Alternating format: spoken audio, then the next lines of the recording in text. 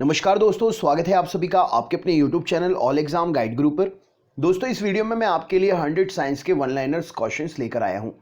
ये सारे प्रश्न लास्ट ईयर एग्जाम में पूछे गए हैं, तो इनको अच्छी तरीके से याद कर लीजिए क्योंकि ये क्वेश्चंस रिपीट होते हैं और रिपीट होने वाले क्वेश्चन आपसे बनना चाहिए।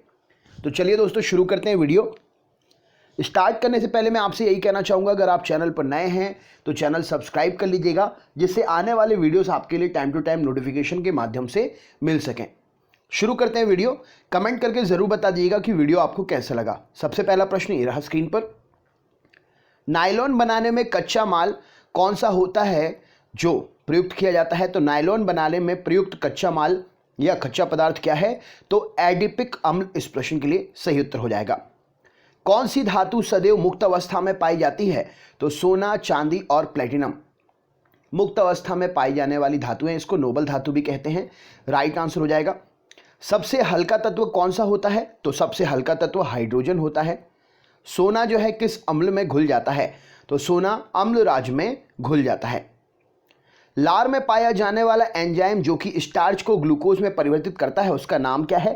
तो लार में पाया जाने वाला एंजाइम जो कि स्टार्च को ग्लूकोज में बदलता है, उसका नाम है टाइलिन।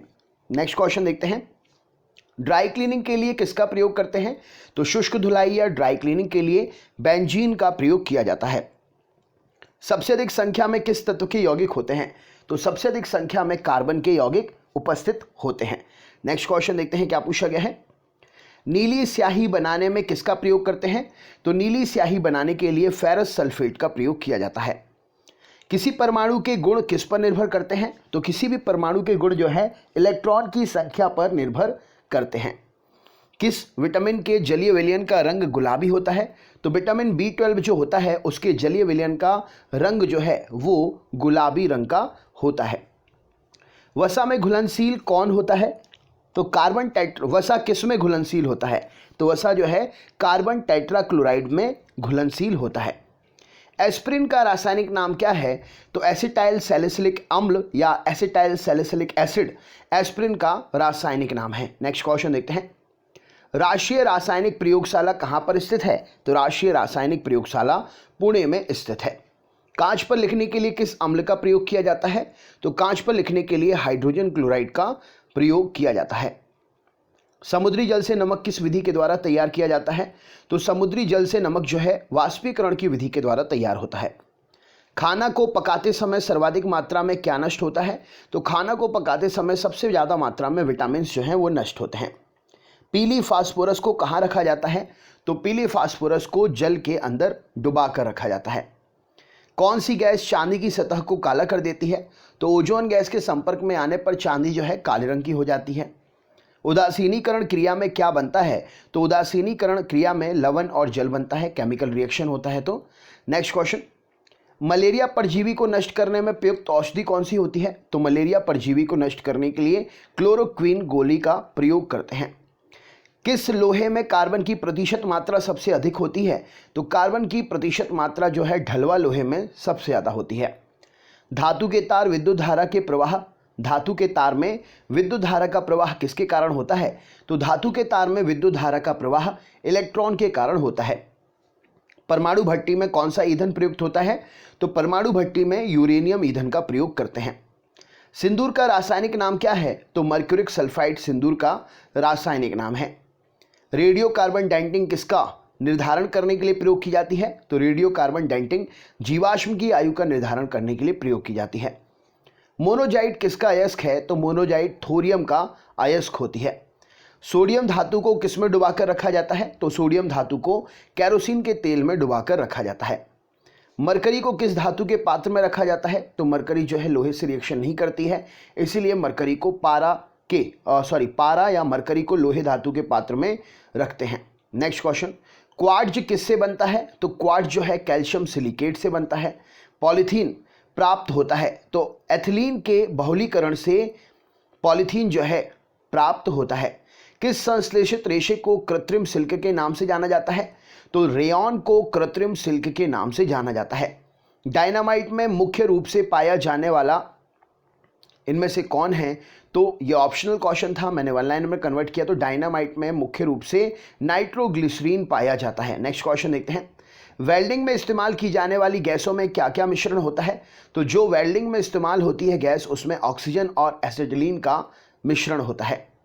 रबर को मजबूत एवं उछाल लायक बनाने के लिए उसमें क्या मिलाया जाता है? तो रबर को मजबूत और उछाल लायक बनाने में, जिससे गेंद वगैरह बनती है, ऐसी रबर बनाने के लिए उसमें सल्फर मिला दिया जाता है। कच्चा एल्यूमिनियम किस नाम से जाना जाता है? तो कच्चा एल्यूमिनियम जो है पाइराइट के नाम से जाना जाता है। गोबर गैस संयंत्र का आविष्कार किसने किया था? तो सीवी देसाई ने गोबर गैस संयंत्र का आविष्कार किया था। किस अम्ल का उपयोग सीसा संचायक बैटरी में किया जाता है? तो सल्फ्यूरिक अम्ल का प्रयोग सीसा संचायक बैटरियों में किया जाता है। अम्ल वर्षा किसके पर्यावरण प्रदूषण से होती है? तो अम्ल वर्षा नाइट्रस ऑक्साइड और सल्फर डाइऑक्साइड के पर्यावरण प्रदूषण से होती है।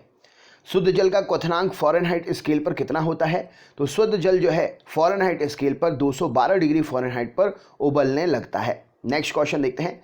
नाभिकीय विखंडन में ट्रिगर का काम क्या करता है? तो नाभिकीय विखंडन में ट्रिगर का काम जो है ये न्यूट्रॉन करते हैं। राइट आंसर हो जाएगा।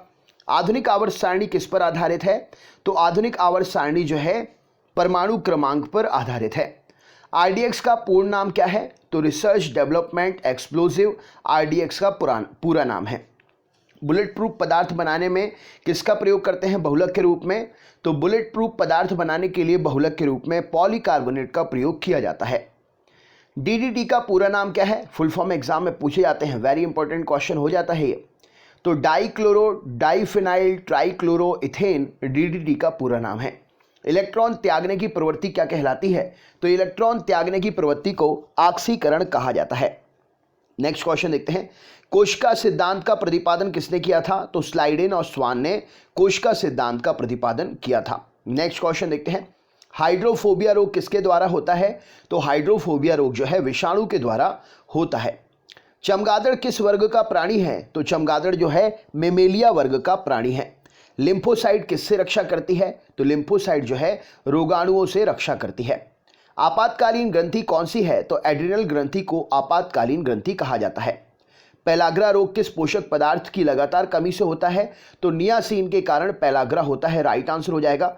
नेक्स्ट क्वेश्चन देखते हैं। अगला प्रश्न देख लेते हैं।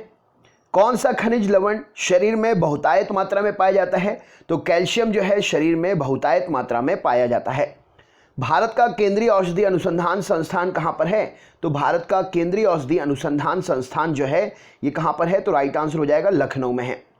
नेक्स्ट क्वेश्चन देखते हैं। मानव शरीर को कितने निकोटिनिक अम्ल की प्रतिदिन आवश्यकता पड़ती है? तो मानव शरीर को प्रतिदिन 15 ग्राम निकोटिनिक अम्ल की आवश्यकता पड़ती है। गाय के दूध में किसके कारण से पीलापन रहता है? तो गाय के दूध में कैरोटीन के कारण पीलापन रहता है। Next question. एचआईवी की खोज किसने की थी? तो लुंक मॉन्टेनियर ने एचआईवी की खोज की थी। एचआईवी का फुल फॉर्म क्या होता है? कमेंट बॉक्स में कमेंट करके बताइए। पौधों में वाष्पोत्सर्जन दर को मापने के लिए किस यंत्र का प्रयोग किया जाता है? तो पौधों में पोर्टोमीटर का प्रयोग करके वाष्पोत्सर्जन की दर को मापा जाता है। कोशिका विभाजन के समय स्पष्ट दिखाई क्या देते हैं?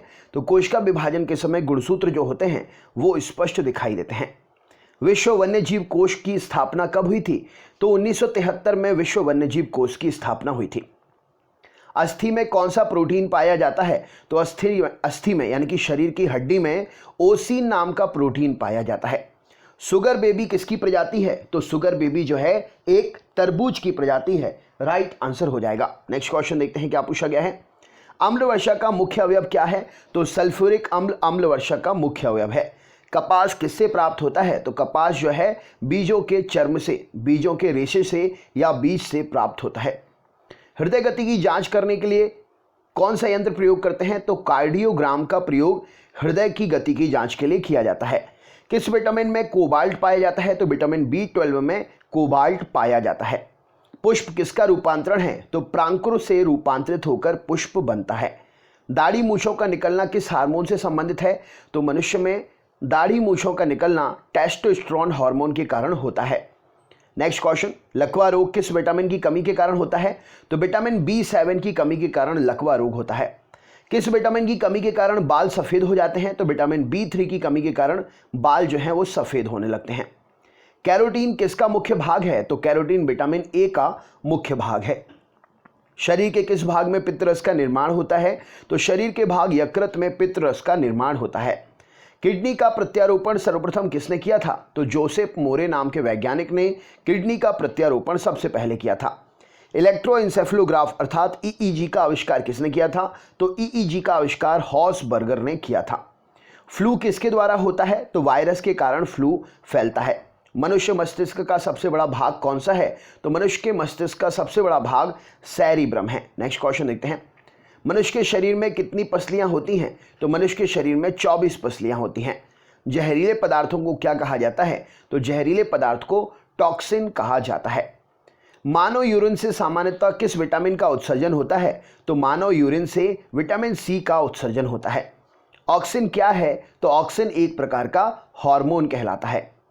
आरएनए का मुख्य काम क्या होता है? तो आरएनए जो है प्रोटीन के संश्लेषण का काम करता है। अधिकांश एंटीबायोटिक दवाइयां किससे बनती हैं? तो अधिकांश एंटीबायोटिक दवाइयां जो हैं बैक्टीरिया से बनती हैं। यकृत किस रूप में भोजन को संचित रखता है? तो यकृत जो है ग्लाइकोजन के रूप में भोजन को संचित रखता है। शरीर में ऑक्सीजन की पूर्ति किसके माध्यम से होती है? तो शरीर में ऑक्सीजन की पूर्ति लाल रक्त कोशिकाओं के माध्यम से होती है। पिट्यूटरी ग्रंथि कहां पर स्थित होती है? तो पिट्यूटरी ग्रंथि जो है वो मस्तिष्क में स्थित होती है। सिनकोना पौधे के किस भाग से कुनैन प्राप्त की जाती है? तो सिनकोना पौधे के तने के छाल से कुनैन प्राप्त की जाती है। Next question. प्रकाश संश्लेषण किस प्रकाश में सबसे ज्यादा तेज होता है? तो प्रकाश संश्लेषण जो है लाल रंग के प्रकाश में सबसे ज्यादा तेज होता है। एक पेड़ की आयु का अनुमान कैसे लगा सकते हैं? तो एक पेड़ की आयु का अनुमान तने पर बने हुए घेरे यानी कि वलयों को गिनकर लगाया जा सकता है। प्रकाश संश्लेषण के दौरान पैदा होने वाली ऑक्सीजन का स्रोत क्या है? तो प्रकाश संश्लेषण के दौरान जो ऑक्सीजन निकलती है वो जल से निकलती है। खारे पानी में पैदा होने वाले पौधों को क्या कहा जाता है? तो खारे पानी में पैदा होने वाले जो पौधे होते हैं उनको हेलोफाइट्स कहते हैं। पौधों द्वारा नाइट्रोजन किस रूप में प्रयोग की जाती है? तो पौधों के द्वारा नाइट्रोजन जो है नाइट्रेट्स के रूप में प्रयोग होती है। फलों का अध्ययन क्या कहलाता है? तो पोमोलॉजी फलों का अध्ययन कहलाता है। प्रोटीन का सबसे अधिक अच्छा स्रोत क्या है? तो प्रोटीन में सबसे अच्छा स्रोत सोयाबीन होता है। सोयाबीन में प्रोटीन का परसेंटेज क्या होता है? कमेंट बॉक्स में कमेंट करके बताइए। तारपीन का तेल किस वृक्ष से प्राप्त किया जाता है? तो तारपीन का तेल चीड़ के वृक्ष से प्राप्त होता है। अफीम के पौधे के किस भाग से अफीम प्राप्त होती है? तो अफीम के पौधे के फूल से अफीम प्राप्त होती है। पौधे में वाष्पोत्सर्जन की क्रिया किस में होती है? तो पौधे में वाष्पोत्सर्जन की क्रिया पत्ती में, वैसे तो पूरे पौधे में होती है। Next question. वन अनुसंधान संस्थान कहां पर है? तो वन अनुसंधान संस्थान देहरादून में स्थित है। भारतीय कृषि अनुसंधान संस्थान कहां पर है? तो भारतीय कृषि अनुसंधान संस्थान नई दिल्ली में स्थित है। भारत में हरित क्रांति के जन्मदाता कौन हैं? तो भारत में हरित क्रांति के जन्मदाता MS स्वामीनाथन जी हैं।